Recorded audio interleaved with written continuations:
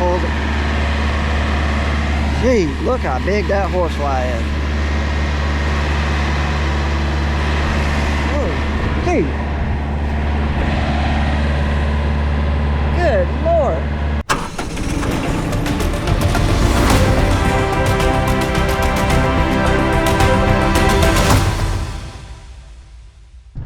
What's going on, guys? My name is Daniel and you're watching Triple R Farms, and it is Saturday, July the 31st, and y'all are in for a big treat today. Normally I don't take my cameras with me on the weekend if I have to work, but today I'm taking them with me because I thought y'all may want to come along and see how we irrigate over in Autauguaville. What I have to do, I have to swap. One irrigation's running right now.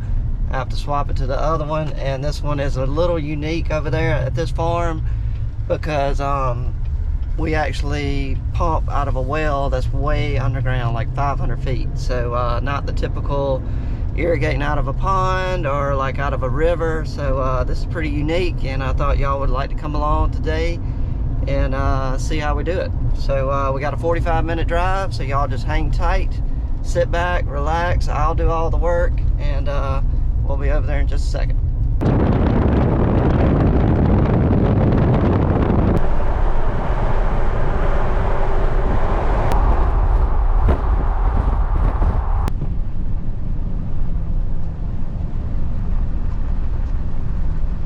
Okay guys, as you can tell, we have made it over here. We had that pivot running. It's been around twice. A small pivot, I think it's a 8 tower. And we're gonna get this one down here going. It's way on the other end. It does a half swipe, comes and hits this sign right here, and then turns around and goes back.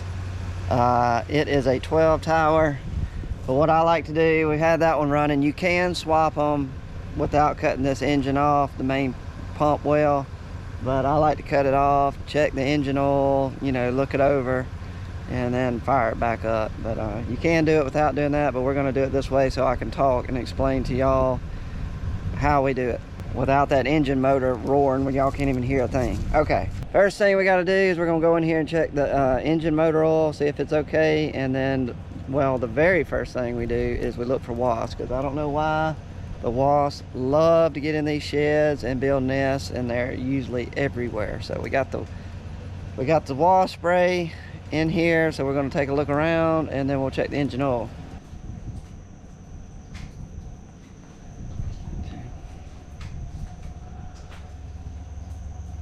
All right, here is the engine oil, like sight gauge or whatever. Anyway, but I always check it right here. I don't know what size John Deere motor this is, but it is just a John Deere motor.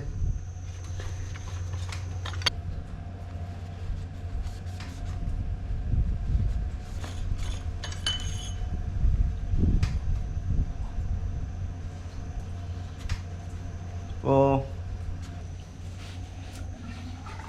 we got a water tank right here that's got water in it, and that line goes right there, goes into the well. That was the well in there, and what I'm doing is I'm wetting that auger, even though it was running. Normally we'll drain about 200 gallons of water down in there just to wet the auger that's sending the water up, but I'll run just a little bit right now, just even though it was running, just to be on the safe side. We'll wet it up just a little bit. Next step right here is this is where it comes out of the ground. Let me start over. Let me tell you where the water's coming from. Got ahead of myself. Okay, this is the well, and this is the well head right here. Just imagine a long auger that goes down in the ground 500 feet. It goes down 500 feet into the ground, and up under there 500 feet is a gigantic lake, just a big lake of water. And the reason we had to go down so far is because we're way up on a hill right here. Probably don't have to go that deep, you know, in other parts of the county, but over here in Autauga where we are, we had to go down 500 feet. So you go down 500 feet, you got an auger way down in the ground that's turning and sending the water up, and then it's going out right there. And the motor, all it's doing is got a drive shaft under here, and it is turning this well head, which is turning the auger, which is bringing water up and then going out right there. All right, so now we come out here and I'll show you what we have to do when we have to swap from pivot to pivot. You've got to shut a valve off and direct the water where you want it to go. So it was going this, it's coming out of the shed right here, it was going this way, and that's going to that pivot out there. So we'll shut this valve off. It's shutting this little lever right here, it's bringing it up, and it's cutting off water from going this way.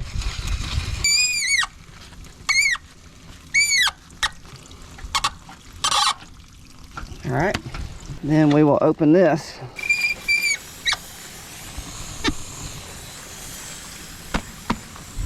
All right, now the water's coming here, going that way, and we're going all the way underground to that pivot that's way down there that y'all probably can't see, but you will see in a minute. Okay, so we got water coming from this tank, going in there, draining the well, just wetting the auger. And now we're about ready to crank it up, and we're gonna start sending water slowly to the other pivot. And then we'll run down there to the other pivot, crank it up, and that motor actually makes the pivot walk, hydraulic motor. And we'll crank it up, and anyway, we'll go ahead and get the pivot moving before we get it full of water. Make sure we don't have any issues, make sure it's not out of line. It's a good thing to go ahead and crank it up, start it walking, and then by the time the water gets to the end, you're okay. We can fire it on up. Whew. Gosh, it's hot. This video is going to be a lot of talking, so I hope y'all don't mind, but because I got to do a lot of explaining. There's no way else to do that except talk. So, golly, there's a wasp right up there. Some of y'all may be wondering how we have a system where if one of the motors, like this is the well motor, if it cuts off, how does it cut the one off in the field so you don't have one motor running the whole time while you're not even pumping water, or vice versa? Well, what we got is we got these electrical lines right here, and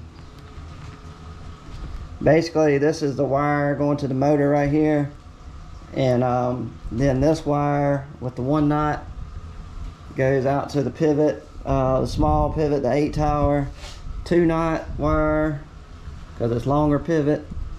Anyway, it goes all the way out there to the 12 tower out in the field. And what we do is we hook these 2 wires up, so, and that line runs underground all the way to that pivot and the other one. Well, when you hook those 2 wires up, if that motor cuts off, it'll shut this motor off, and if this motor cuts off, it shuts that one off. So that's our little safety backup, so we don't have one motor running when the other one cuts off. So, all right, it's gonna get a little loud, but I'm gonna crank this motor up, and then we'll start sending water slowly to the 12 tower pivot. We'll go down there and get it cranked up. All right, so y'all hang tight. It's gonna be a little loud. All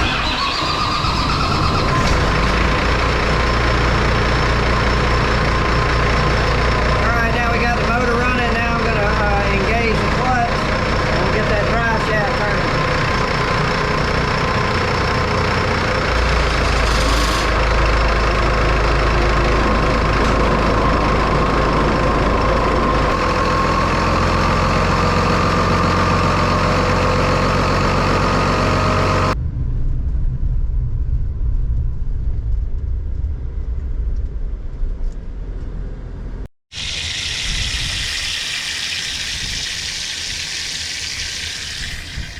That's not good.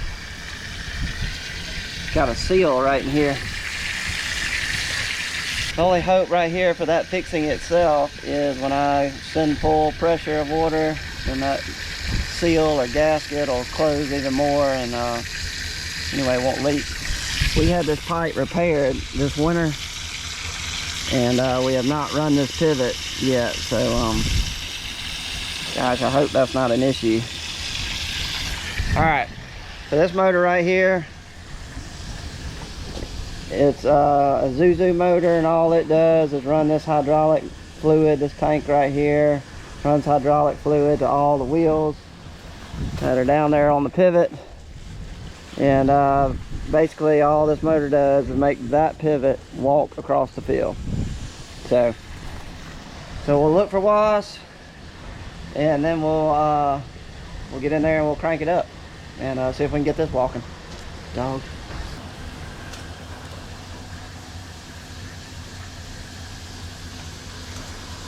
Needs just a little bit of oil.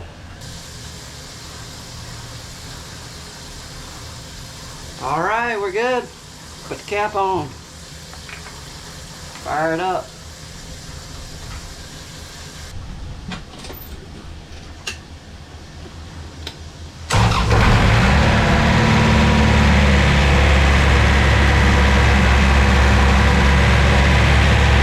One problem with these pivots like this is they're called towers, and like I said, this is a 12 tower. But sometimes you'll get one of the towers will get out of line. It's got like a cable system, and if one gets out of line, it pulls it. Gee, look how big that horsefly is. Oh, gee. Good Lord. Alright, anyway, what I'm trying to say is I'm going to show you the hydraulic gauge. And the hydraulic gauge is like on 1,500 pounds, that means the pivot's in line. If it's on 1,000 pounds or 1,000 PSI, then that means we're out of line. So we'll check that. If that looks okay, we'll go back down there to the well, turn the motor up a little bit, and send some more water.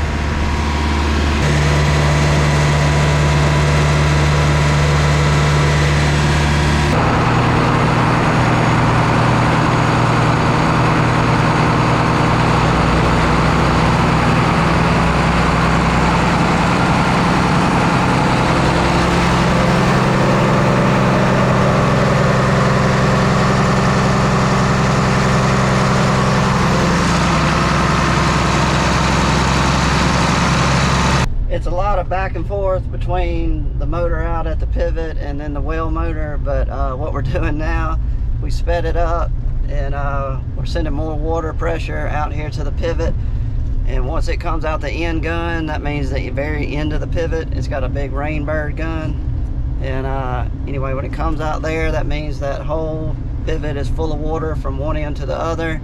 Then you can really, you know, pump up the well motor and give us more RPMs and send a bunch of water down there, because you don't want to send a lot of water pressure down there until that pipe is full on that pivot. So we'll go down here, see it come out the very end, we'll go back down there, and then we'll bring it up to pressure, and then we'll just check it out and see if everything looks okay. Okay, what it did, we're at the end of the pivot, and as you can see, it is coming out the end gun. See that big gun right there squirting? Anyway, so we're full of water all the way down. So it's walking this way, coming out the end gun. I'm getting wet, which feels so good. So we're ready to fire up the well motor and bring it up to pressure. Whew. And then we'll just look it over, and then we'll get out of here.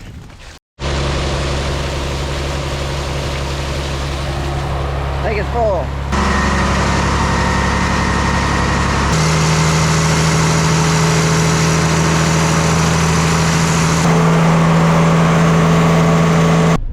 Okay, last step of the whole process. I got it up to 55 pounds of pressure. I don't know if y'all can see that with the glare on that orange Murphy gauge, water pressure gauge, but anyway, we're at 55 PSI on the water pressure at the well, and anyway, all I have to do is go out here, back to that pivot, and make sure motor's still running, everything looks okay on it, and then all it is just set a couple of safety needles, water pressure needles and stuff, in case we have a disaster or something goes wrong, it'll cut the motor off. So that's all I have to do, set the needles on that motor and the one down there at the well, and then we're good to go, guys.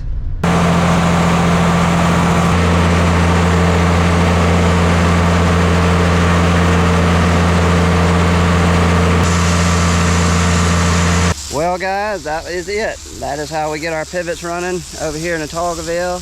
And then there's two more things I have to do before we leave. Number one, I'll walk y'all out into the beans, and we'll take a look at these beans. And then number two, is I brought my drone with me, so we'll throw it up in the air and give you a bird's eye view of what the pivot looks like from up above.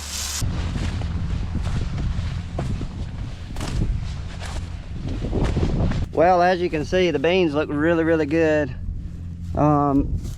These particular beans were planted behind wheat, so we harvested the wheat, then we come back after that and we planted these beans. So they're the last beans that we planted on the farm are right here, and that's why they're growing. They're a little small right now, but they're looking really good.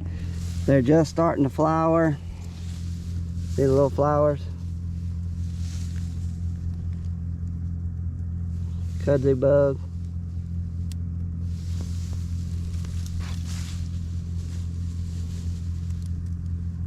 They look really good. They got good color. They're flowering good. It's starting to get on the dry side right now. We've been wet for so long. That's why we're actually cranking the pivots up, because we're getting kind of dry. So if we could get a rain or two, you know, in the next week or two, that would be great. But right now they're looking good. So I'll be coming over here next week with my rogator to put out a herbicide, and I'll put a few more things in there to give these beans a little shot in the arm, a little IV, to get them jumped off and growing good. But other than that, it just needs rain and sunshine, and it's doing its job right now. They look good.